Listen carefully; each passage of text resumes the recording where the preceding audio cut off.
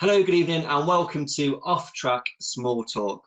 Throughout the course of this week, we're going to be chatting to drivers about the forthcoming 2021 season and bring you some exclusive new car pictures. Tonight, I'm talking to 526 Finn Sargent. Good evening, Finn. Thank you very much. Hi, thank you for having me. So what viewers won't know, and Jordan may include in the outtakes, is that we should have started 10-15 minutes ago, but we've had to wait for you to have a wardrobe change. Yeah, there's a slight, I think, issue with my t-shirt blending in with the background and being a bit of a floating head green screen situation. So I had a wardrobe malfunction, if you want to call it that. You're looking very good now, though. It works. The black t-shirt works. Oh yeah, I've just made a bit of an effort for the night, really. So, right, we're talking to you because you're having a new shale car for the 2021 season. You and I spoke at the Skegness meeting, I can't remember when it was, last year. Your shale car had gone up for sale, and you're like, no, I'm just going to concentrate on tarmac, time, focus on one surface. Then here we are a few months later with a new shale car. So what happened? Originally, my shale car, I'd altered it a little bit, and I'd got to the point where I'd grown where it was getting a little slightly uncomfortable, Okay. and I kept growing. I was getting a little bit taller and a bit taller, and the idea was I work away during the week, so I'm never really at home to prep the car. I was only realistically with people who've not been there going to be doing the Skegness meetings and then the Kings Lynn. Yeah. So I thought for having two cars to do two tracks seemed a little bit a pointless idea, and I'd do the odd qualifier at Kings Lynn in the tarmac car. But then we had a bit of a well, Steve Reese decided that he was going to pursue Bradford, and I kind of quite like the idea of Bradford. And then obviously Speedwell came back, so that made it even better. And at that point, the shower car had gone up for sale. We had a bit of interest, and we kind of just thought, well, why not go for it? We've got a decent amount of time before the season starts, and we'll have a new shower car. Yeah. Okay. We have spoken prior to tonight to arrange it, and less than 2 weeks to go before the season starts at Kings Lynn, and you've still got quite a bit of work to do. Yeah. I think if it wasn't for Matt and everybody who's helped out down there, the car probably wouldn't even be painted by now. I'm quite slow and particular when I do things, and like to have at least 3 goes at it before I do it finally. But yeah, about a week ago, the car, I just bolted the axles back in it after being powder coated. So it's now since been time written, painted, and obviously Matt is flat out putting the engine in. The engine's now in, lines, everything. And to be quite honest, I don't understand how he's managed to do everything so quickly and actually make it look pretty perfect. So hats off to him for that. Yeah, and he's not just doing yours, is he? As we saw when we interviewed Matt a few weeks ago, there's God knows how many cars he's building and refurbishing down at his yard this year. Yeah, quite a while ago, just before I started racing F1s, I'd been down there, and I couldn't believe how many cars were there. And then since then we'd spoken, he said, "Oh, I'm cutting down a little bit," and then that didn't happen. And now he's got loads of cars all over as well, but they're all pristine looking, brand new, top notch cars. Yeah. Does it take you a while when you go there to actually find your car? Is it a bit of a hunt round the yard to see where it is? No, you walk in, it's there, but then when you go around looking for bits, it's like, oh, I didn't know that were there. Or every time you go, something's moved around somewhere. It's kind of like not a game of hide and seek with stock cars, but it's almost like spot the difference from the previous week or month you was there. There's always something new there. Yeah, good. Well, it makes it more exciting for you in every visit, so that's brilliant. Good. You've mentioned that you're away working away in the week. That must make it quite difficult to run two stock cars. It must.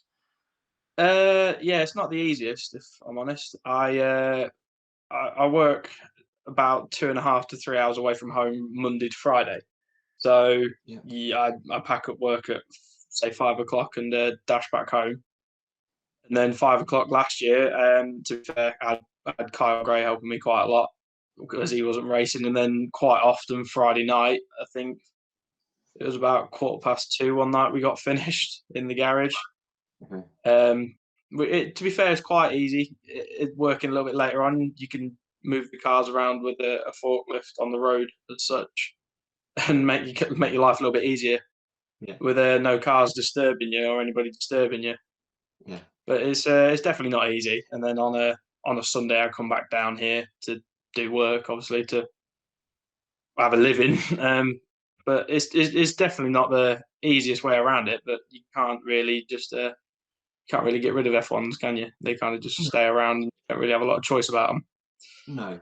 So I guess if you picked up a lot of damage at one meeting, would that then kind of put you out again for the following weekend? Because you'd need to spend that weekend not racing and repairing. Is that kind of how it would work? No, hopefully Dad would kick his cars out of the workshop and do mine. But failing that, I think if it was some major damage, it would be Matt, can you please help me? At the moment. Yeah, brilliant. Okay, so 2021 is going to be your fourth season in the sport. Are you setting yourself any aspirational targets for this forthcoming year? Not as such targets. I mean, with being away from home as much, the cars aren't going to be prepped to the level of like what you'd class as probably perfection. So previous years, I've kind of just turned up and raced for fun and enjoyed it, but spent quite a long time on the car.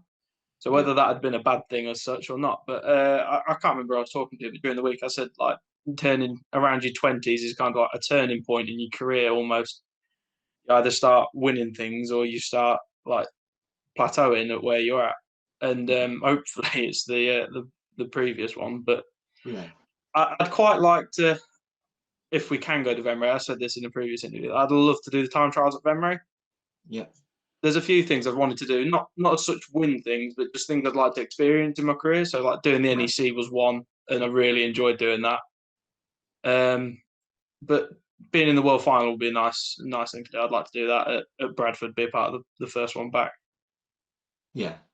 So that's kind of what you're sort of pitching at, actually. There's things I want to experience in the sport, and then but I want to be in a world final. Because I mean that's a lot of drivers' aim, isn't it? Like I just want to be in a world final and just experience that event.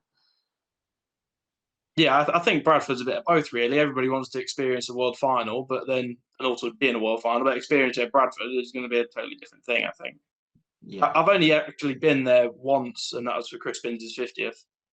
Oh, And we had a bit of a joke in the workshop. Dad had raced there, and I said to him that I think Bradford closed 5 years before I was born. yeah. So he doesn't like to be reminded of that too much. That's a bit of a joke of in the workshop of Dad being a little bit old. Old, yeah. Older than some people, maybe. I don't know. Yeah, possibly. I think he is one of the oldest out there at the moment. But you'd have thought with age it'd come with sense, but no. So while we're talking about your dad, then I saw an advert run by Kings Lynn advertising the first meeting back, and it says it's going to feature the baddest dads in stock car racing, and one of them's obviously is he a bad dad? Not as such. He'll ring me up and ask me what he wants me to do, what I want him to do on the cars and things like that. But I'd say no. He cooks, cleans. He's not too bad. Good.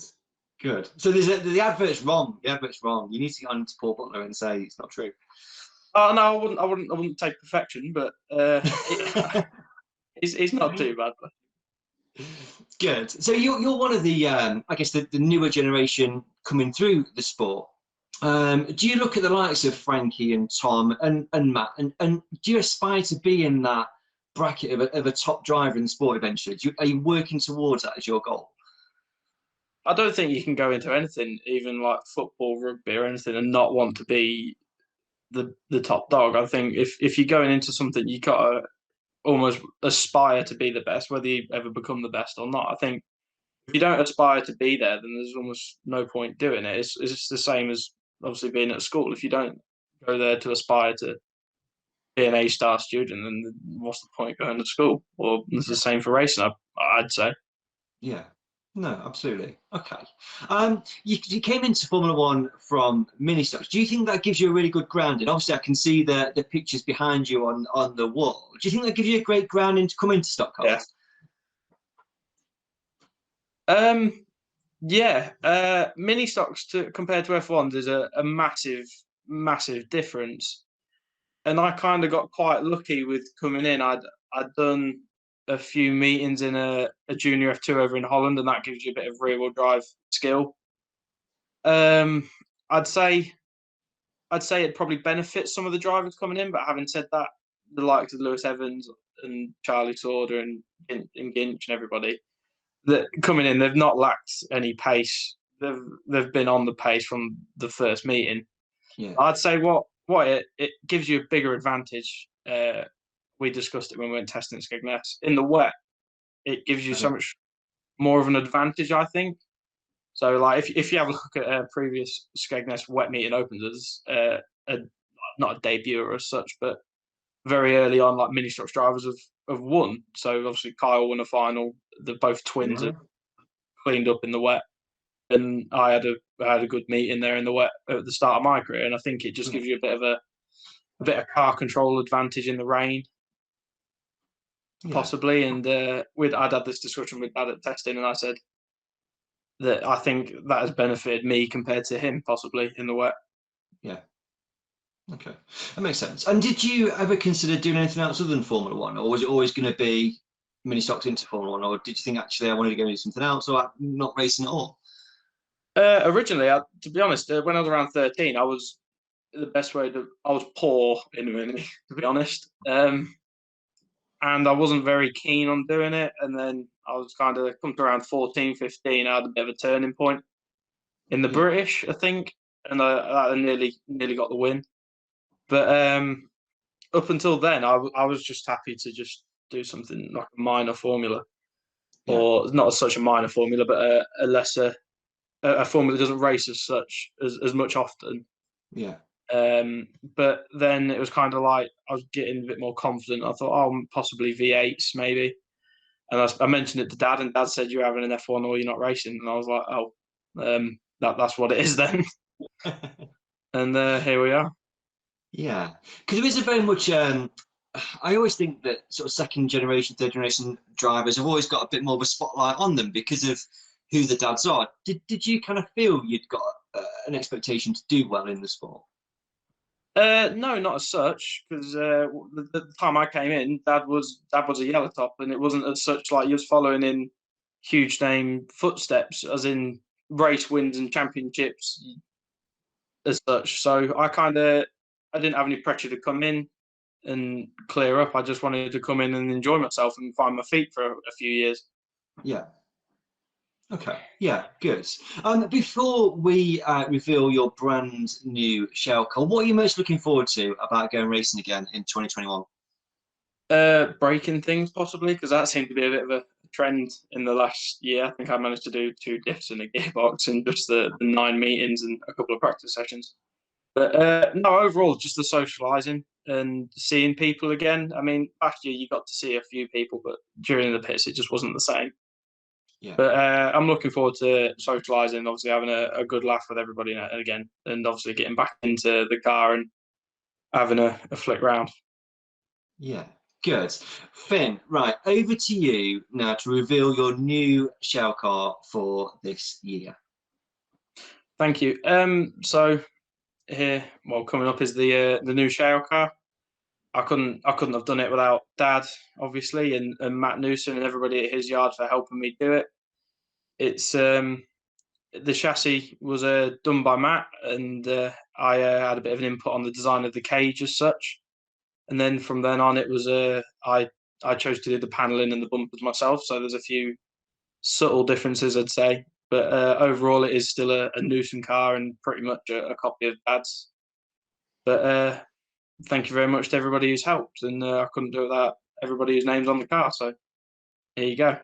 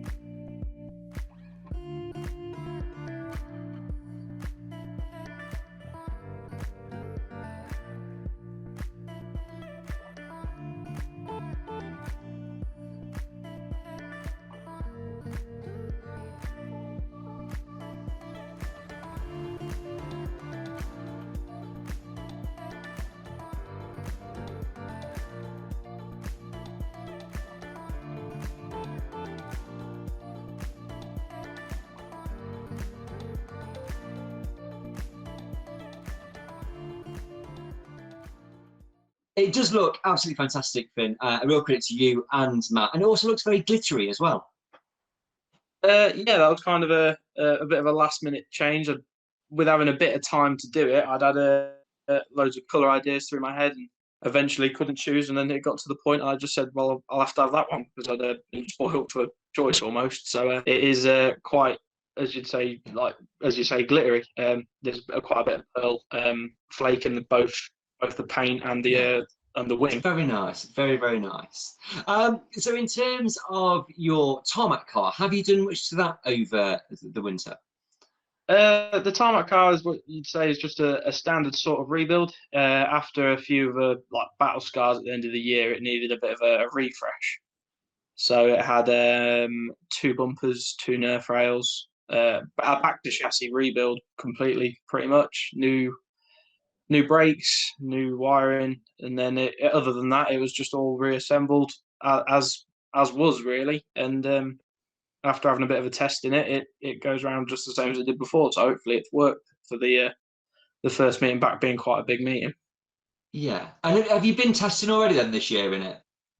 Yeah, I had a quick ride around at Skegness with mine and Dad. We both took cars, and it was quite a bit of a strange day, a bit of a wet weather in the morning, and then later on it dried up and got to do a few faster laps. Yeah. And it seemed to do everything that it did previously, so hopefully it's quick. Brilliant. And you've had it obviously refreshed in terms of paint, and you've kindly sent us some pictures of your tarmac car. So here they are now. Thank you very much.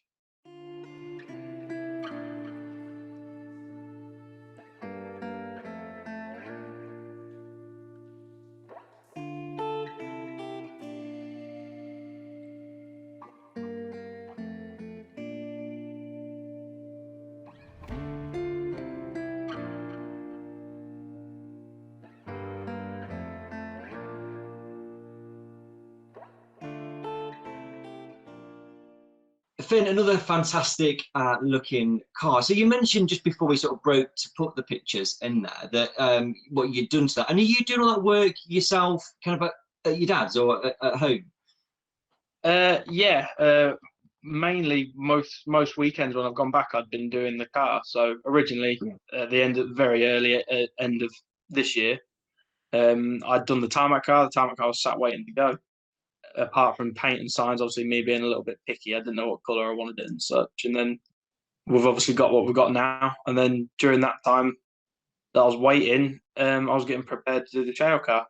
Yeah. And when that came in, that took quite a bit of my time up. I actually booked a week off work to panel it. Yeah. And I've then since booked nearly another week off work to go finish it off. So it's been quite a challenge getting it ready for the season. Yeah.